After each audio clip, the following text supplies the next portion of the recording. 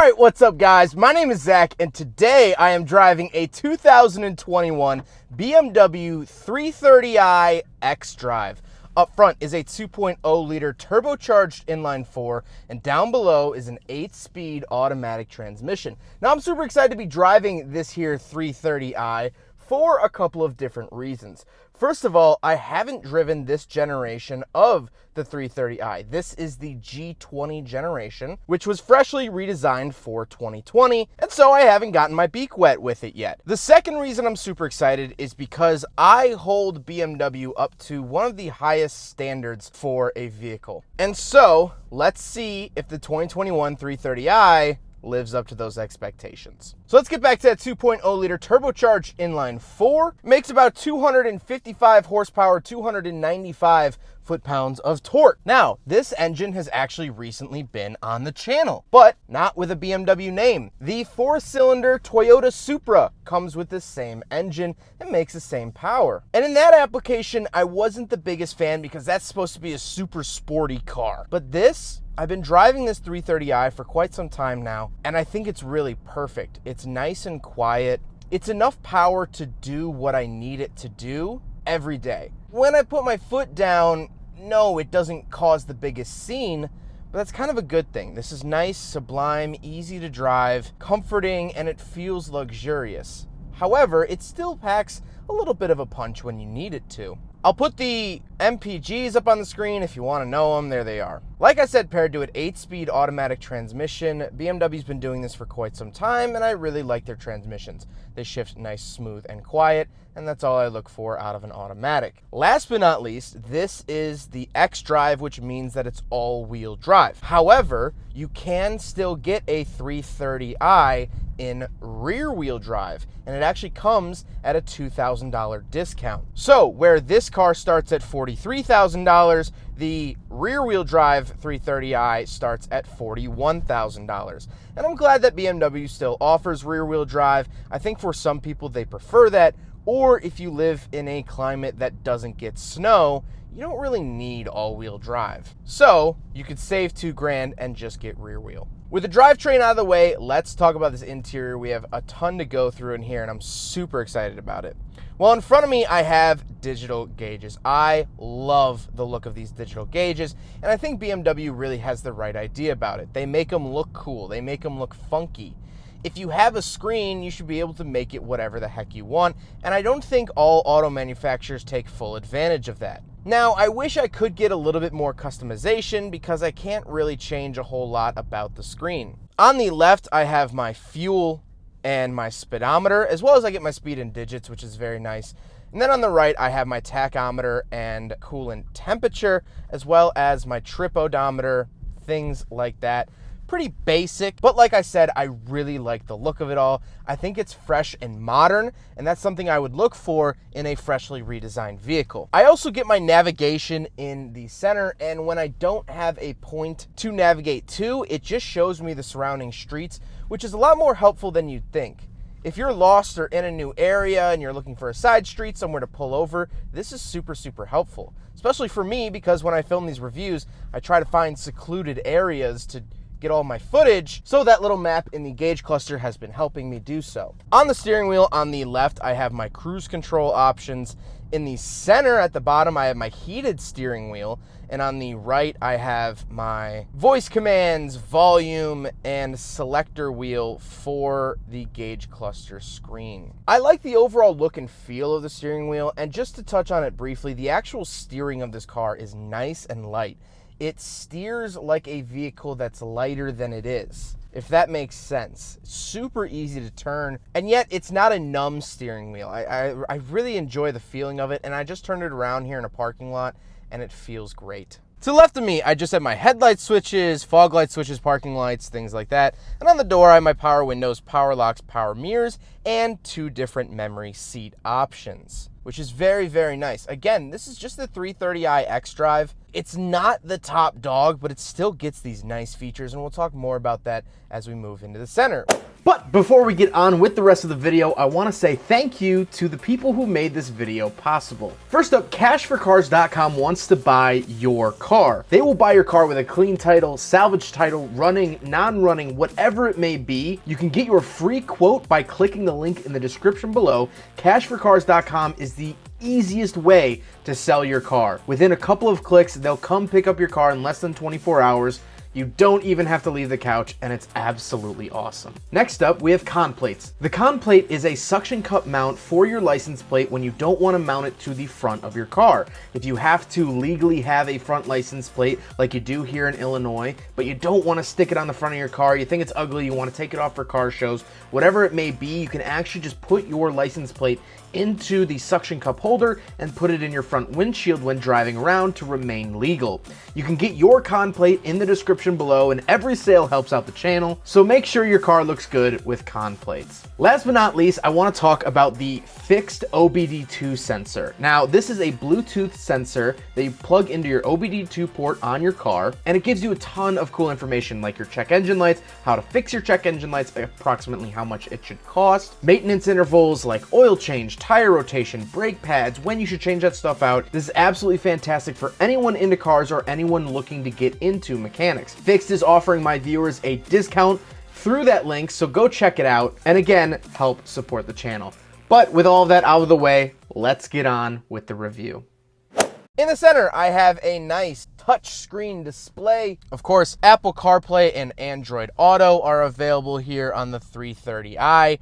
BMW was actually one of the companies that pioneered Apple CarPlay back in 2014, but this infotainment is actually updated from BMW's old iDrive system. So the older iDrive system, which was the infotainment system for BMWs pretty much from 2010 till probably about 2020-ish, and the Supra actually still uses that system. I hated that system. This system, so far, so good. It gives me a lot of information. We can go to driving information, trip data, sport displays, which is really, really cool. Driving style analysis. Tells you how well you're driving. Energy flow, which I really, really like. We can go to caring car. We have vehicle status and settings. I can check my engine oil, blah, blah, blah. But something interesting in here is called caring cars. So it says a 3-minute Vitalize program invigorates the driver with climate control, light, and music. So let's go to Vitalize. I got a long day of filming ahead of me.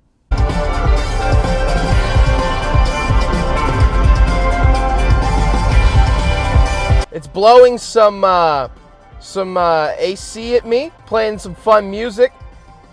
Let's end that program. Let's go to relax.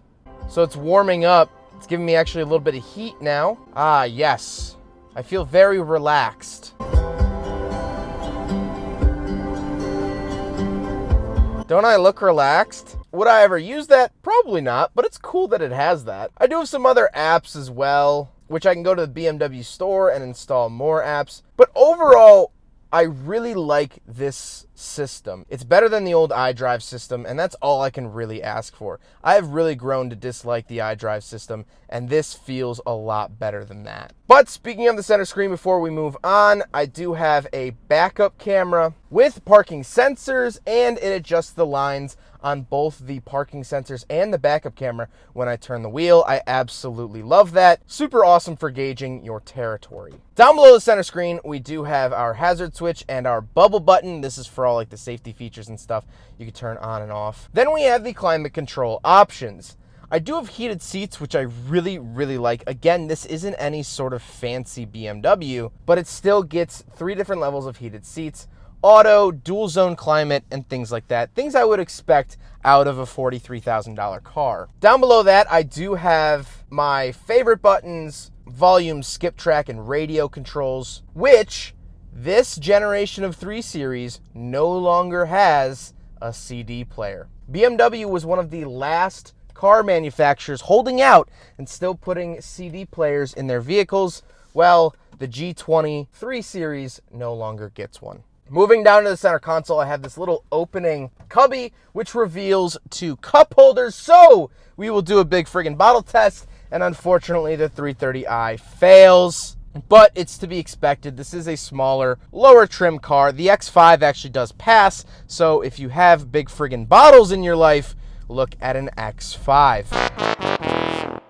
I also have a little USB down there, which is nice. I do also get a wireless charger up above the cup holders, which is very nice. And then moving on to the center console itself. This is about as many buttons as I can tolerate on a center console. I think it's okay for now. I'm not mad about it, but I think if BMW were to add any more, it might push it over the edge. However, let's talk about what's down here. So of course, right in the middle, we do have the shifter, and I like it. This is sort of an updated version of BMW's shifter. It used to look all wonky. This feels a lot more natural in my hand. I'm still not a big fan that park is a button where the other gears are actual movements. I don't like mixing the movements and the buttons.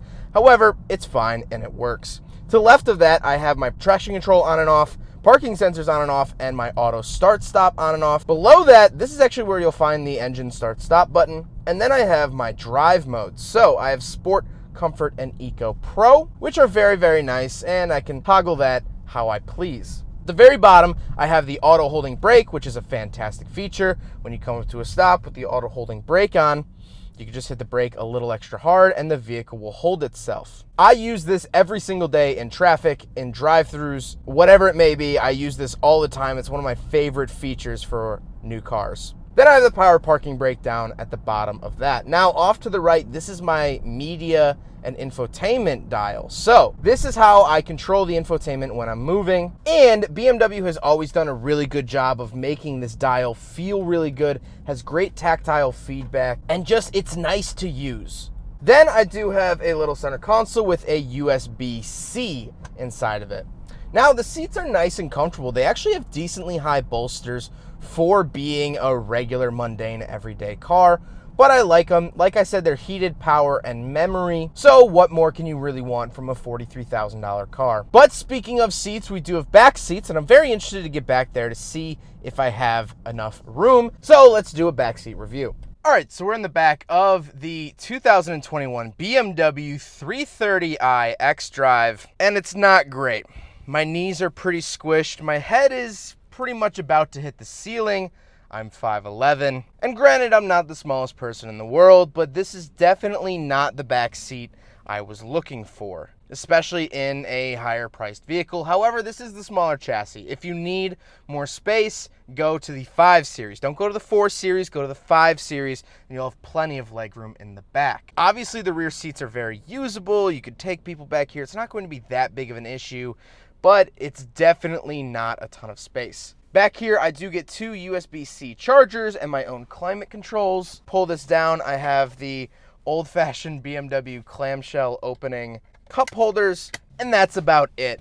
Really, really lackluster back seats, and for such a fantastic car, this is one of the downsides. Now I'll take a quick look at the trunk and then talk about the looks. So, around the trunk of the 330i xDrive, not bad.